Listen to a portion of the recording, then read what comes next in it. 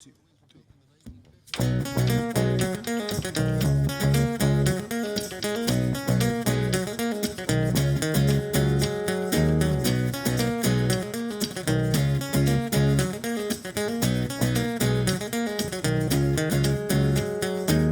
I see you hidden in the night. I found you. I see you separate from the others.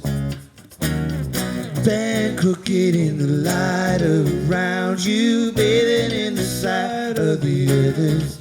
I couldn't say what I was thinking. My heart shrinking to sad sparks blinking in the sun. Wait 1 minute, I had to listen for it.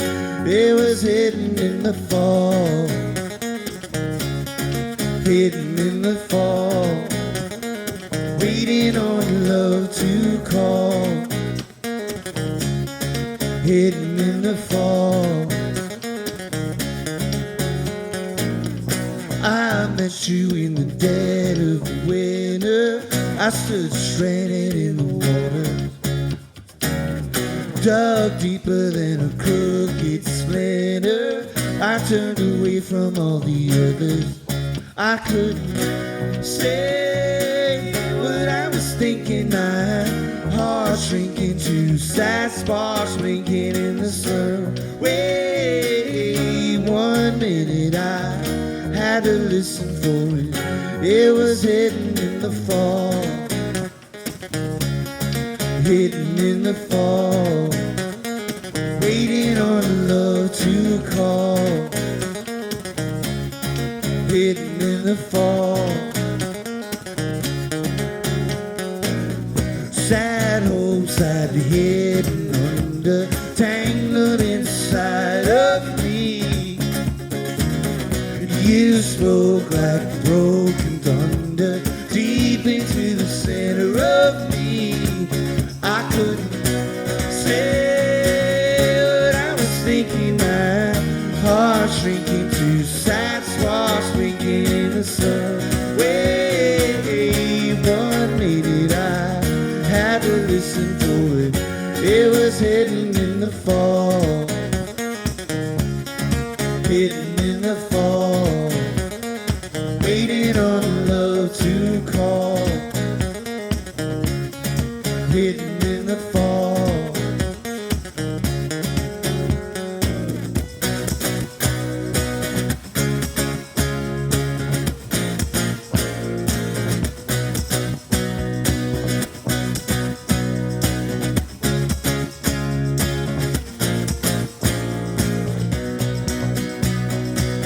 I hear it call in the center of it all. You're the love of my life, the love of my life.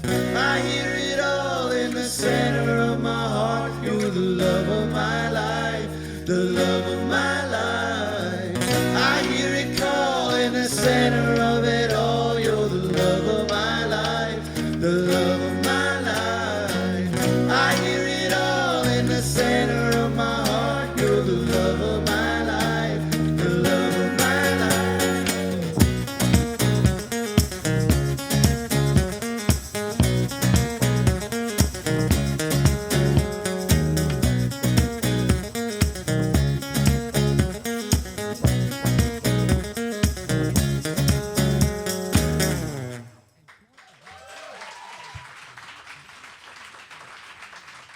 Wild Cub in the Big Room sold out at the basement tonight. The album Youth out on Mom and Pop Records. Keegan, Nashville is a place, a nexus for musicians who are looking for the right people to work with to come together. So if you would, introduce the band and tell us where everybody's from, because it's kind of a wide spread, right? You're from Oregon originally. Yeah, I grew up in Portland and then went to Brooklyn when I was like 17 and was there for almost 9 years, and then kind of came down to Nashville because I was spending the majority of my time figuring out how to pay to live in Brooklyn. Right. Rather than making music. So Yeah. serendipitously, Wild Cup started to happen as soon as I eliminated that from my list of worries. But I kind of came down and was doing some singer-songwriter stuff and just didn't want to. I just felt like I could tell stories in a different way with a band.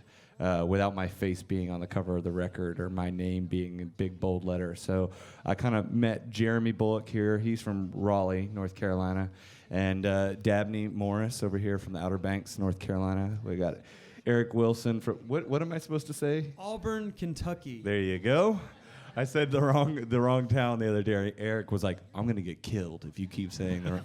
And then we've got Harry West, and he's the only true Nashvilleian back there. All right. Auburn, Kentucky. Whereabouts is that? Really small. Don't worry about it. Well, where's it near? Give me some Oh, perspective. it's like an hour north of Nashville, actually. So it's around Bowling Green, Kentucky. Oh, okay. Anybody?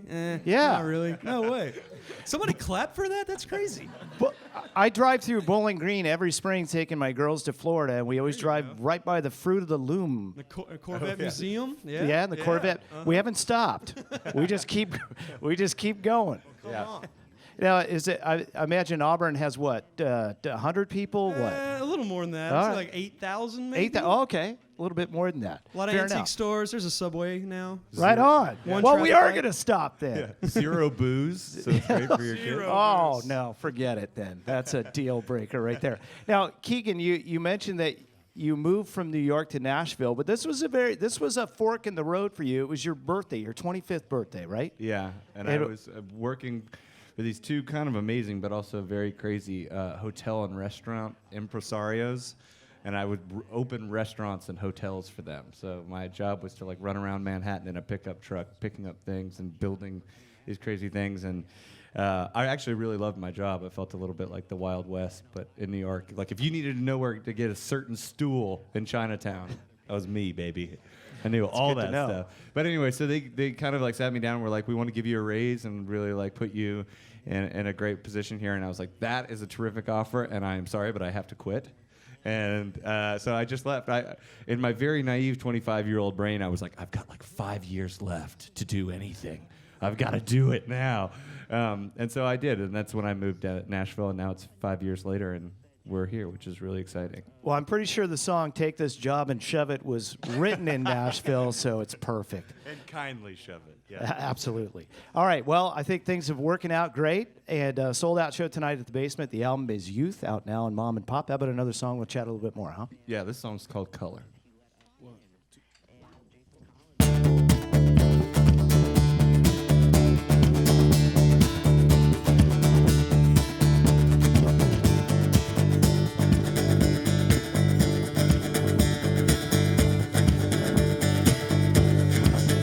We speak in it, little color. Our love is the love we wanted. More.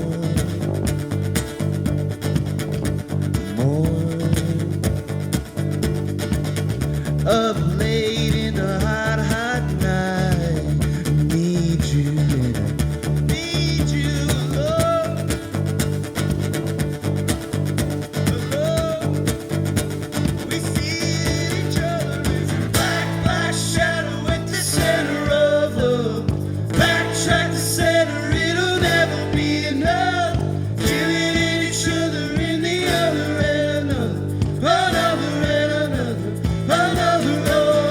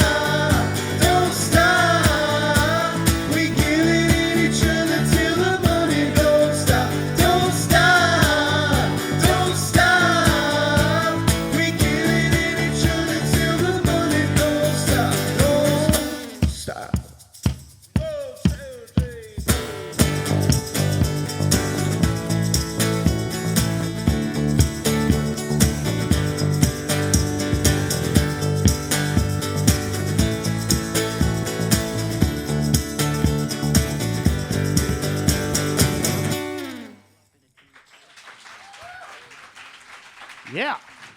Wild Cup in the big room at the basement tonight. It is sold out. Youth out now in Mom and Pop. Now, when I listen to Youth, and I don't know if it's because I had the foreknowledge of your work scoring films, but it sounds cinematic to me, and it sounds more specifically like a great driving record. And when you think about it, driving around is sort of like a movie. The scenery's constantly changing. How does your work with the band and the film work inform each other? And it has to be an influence, right? Yeah, I mean, that makes me really happy that you'd say that, because at first I would kind of describe our songs as a photograph that fell out of a book, and you pick it up and you look at it and there's still air moving through it. It's like a still photograph, but there's still this air. And in a lot of ways, that's what driving is, at least for me. You know, before, when I was 16, I would just put on a record and you'd go pick up your best friend and you drive forever. You know, you just drive in circles. And I feel like it's this thing where there's movement and everything's churning, but you're just kind of there to think about it, you know? And for us, especially in terms of it being cinematic, I just, every single day that we're out here and we're meeting new people, it's reinforced that people and their encounters of our music and their understandings and the way that they kind of identify to our music is so much more interesting and so much more nuanced and real than anything that I could explicitly tell them. And so what I really try to do with the record is just give these little sparks, these little things in the darkness that people can kind of use as moments to kind of bring up their own past relationships or their own experiences and kind of meet it halfway, because that's where the real depth, I think, happens, rather than me being like, you know, wake up at 9 a.m. and make some coffee or whatever it is, like something super literal. This way I can, if I keep it a little bit more just fragments, it allows people to really fill in those gaps in an interesting way. Do you write the lyrics first? Absolutely not, I wish. Because it's a really torturous late phase for me. Yeah, it occurred to me that in thinking of a song in terms of a story that could be a film or a short film or a music video, that it might be easier to write the lyrics first and then, you know what I mean? Because you're thinking about a story. But that's, so you make it harder on yourself, basically. Yeah. Well, I mean, so much of it is tone. I mean, I really want to make sure that the major heavy lifting that's being done thematically, and essentially I want to try and make each of our songs these moments, these real moments that you can absorb yourself into. And so much of that I want, like, this is the big thing of like why I didn't want to be a singer-songwriter and why I wanted to play in a band, is I wanted to be able to use all the different things at my disposal. You know, bass, rhythm, repetition, lyrics, imagery, the cover of the record, to be able to tell a story as nuanced as the emotions that I was having, which were, you're never, I mean, it's like what makes a great pop song, something that's very poppy, but at the same time is dreadfully sad, you know, in the lyric or whatever it is. And so we wanted to be able to have all these different elements at play, and doing that musically first is easier for me. Now, in all your credits in writing for the visual arts, I imagine, I'm just going to guess, Innocente was probably something you're most proud of, because it won an Academy Award for Best Short Film last year, did it not? Yeah, that is the same husband and wife team, Sean and Andrea Fine, who did Innocente and another film that I just took to HBO called Life According to Sam. Life According to Sam is actually about a young man who was 13 suffering from a disease called progeria. And I think a lot of people may have seen progeria but not known what it is, which are young kids who age predominantly faster. Yeah. And the life expectancy is 13 years old. Oh. And the only person really, really digging in and trying to find an answer for progeria is Sam's mom, who happens to be a doctor. And we were really proud of that and took that to Sundance, and it premiered on HBO, and Sam passed away about a month ago. And it's been really great for us because I know firsthand that Sam's biggest passion in life was live music and being part of music, and it was something that really, really kept him vibrant when he was going through these intense therapies. And so it's been really cool to be able to, like that night we were in London at Brixton Academy and sold out in 5,000 people, and just getting to say, hey, this song's about Sam. And you know, that was a really great moment where film score and pop world kind of got to mix together. And HBO has that right now. We can see that? Yeah, you can stream That's that on great. HBO Go. It's called Life According to Sam. That's great. And Innocente, I watched the trailer for that today. That is the story of a young artist in LA who is homeless and her struggles, and the trailer, it hooked me in. I'm going to watch it tonight. So They do all the hard work. They follow him for like 6 years and blood, sweat, and tears, and then I show up at the end and do some chintzy music, and it seems a lot I think deeper you're than selling it is. yourself short. Well, it looks amazing. I'm a huge fan of documentaries, so a couple on my list there. Wild Cubs sold out in the basement tonight. In the big room with us now, the album is Youth. Check it out. One more song, then we'll turn you guys loose. Thanks for coming in. Hey, thank you so much, by the way. 102. You guys have been like the early supporters for us, and we've been traveling around and do this so much, and it's been so bitterly cold this year. And it means so much to have you guys out here early and often and supporting us, because every time we go into these cynical radio stations where they may not love music as much as you guys, we can say, well, 102.5 has picked it up in a real way, and that actually makes a difference. So That's thank you right. guys so much. Use us to slap them around a little bit. Thank you for saying that. I appreciate it. Yeah. This song's called Jaunty.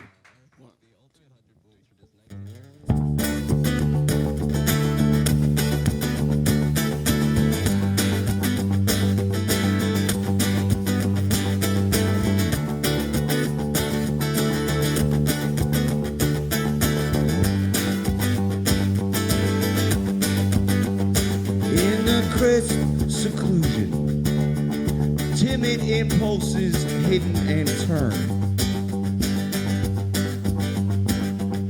dormant possibilities compromised and shadowed and turned away. In this suspension, this prepubescent age, the very real question of what will remain at the fall. And I don't know. And I don't know.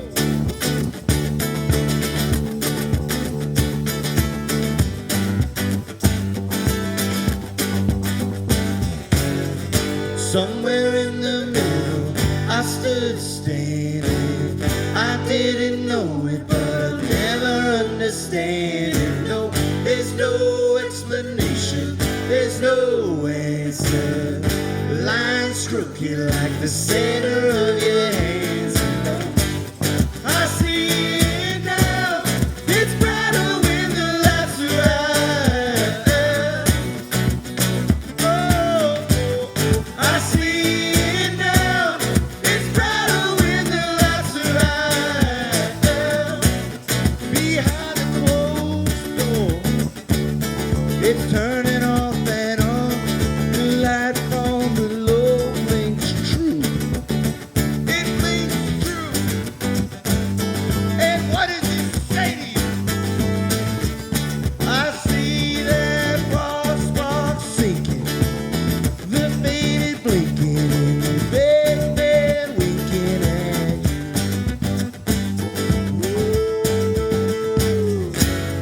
Somewhere in the middle, I stood standing.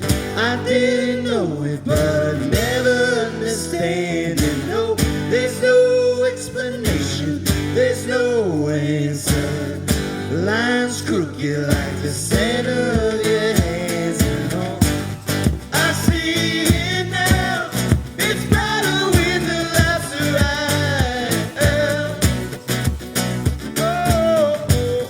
I see it now, it's brighter when the lights are out.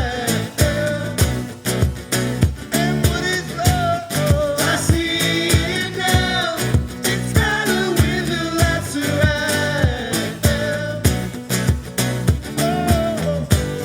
I see it now, it's brighter when the lights are